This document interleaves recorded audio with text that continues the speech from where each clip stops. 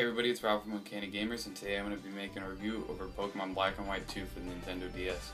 Now obviously you see I have Black 2 here, but they're pretty much the same game, so I just figured I'd do a review over, or just title the review over both of them.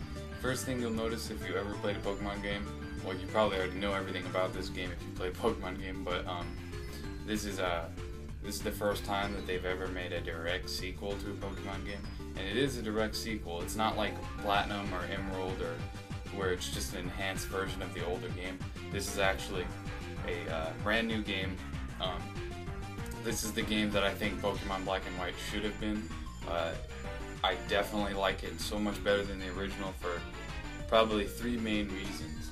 And now the first reason is you don't have to use the Unova Pokemon. Unova is the region the game takes place in. I hated pretty much every single one of the Unova Pokemon, and that was one of the main reasons why I didn't like the original Black and White. I know a lot of people liked it, but I didn't. But yeah, there's 300 Pokemon in the local Pokédex, so that's a lot of different Pokemon that you can use replay value to make different teams. You can catch Pokemon from the first four games, and that was the main thing that I really liked. I didn't use any Unova Pokemon on my team really. I pretty much use all Pokemon from the first four generations. So yeah, that's the first reason that they fixed. Second thing that they fixed is the post-game content. Now this is probably the biggest thing, because if you play Black and White, you'll know that after you beat the game, there's like nothing to do, and the stuff that you can do is way too hard.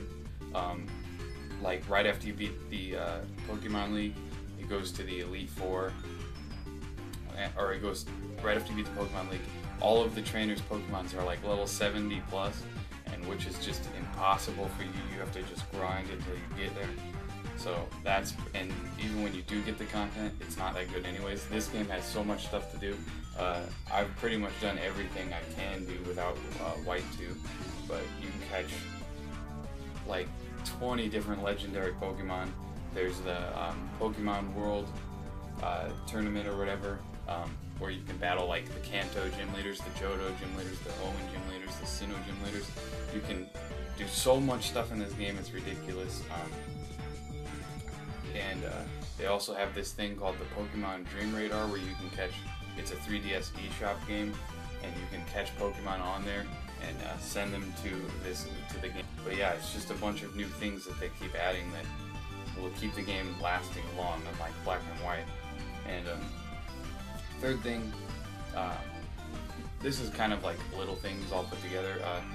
They added a bunch of new areas, which the new areas are much better, and the new gyms are much more unique than the Black and White. And they made it less linear. Like, for example, in Black and White, you pretty much went from gym to gym to gym to gym to gym until you beat the game. And in this game, there's tons of different like areas, like caves and stuff like that.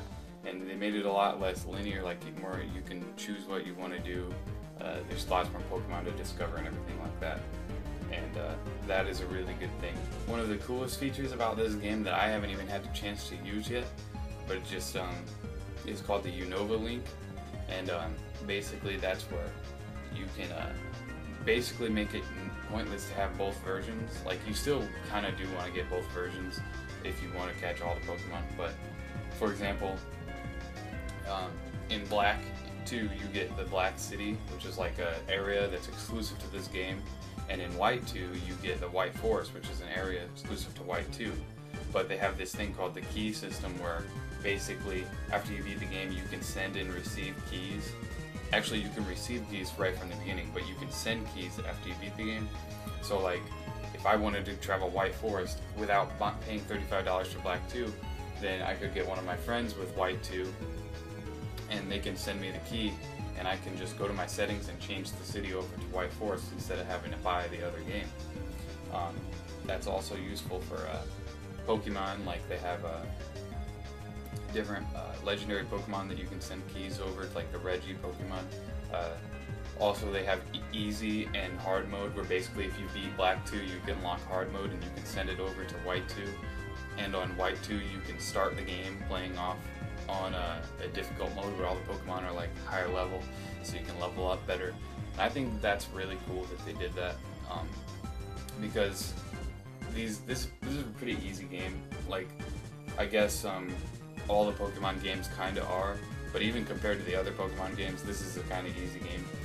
So having the hard mode for the first time, I think ever in a Pokemon game, is pretty cool. It adds a lot of replay value to it as well.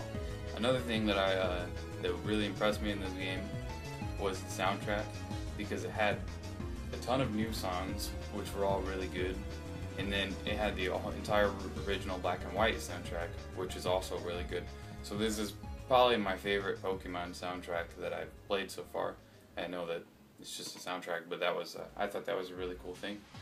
Another thing I want to talk about is the story.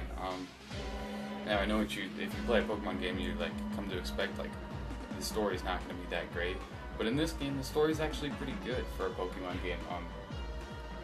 It continues obviously 2 years later from Black and White, and they give you more backstory on the character N in this game, and that's actually really cool that they put in character development in a Pokemon game. It's not amazing compared to other JRPGs, but it is a really cool thing that they tried to do. So overall, Pokemon Black and White 2, definitely one of my favorite games this year. Definitely a lot better than the original Black and White, in my opinion at least. Still don't know if it's as good as the older games, but it definitely is really good. And yeah, it's super addicting, and I'm going to be playing it for hours and hours more. Thanks for watching.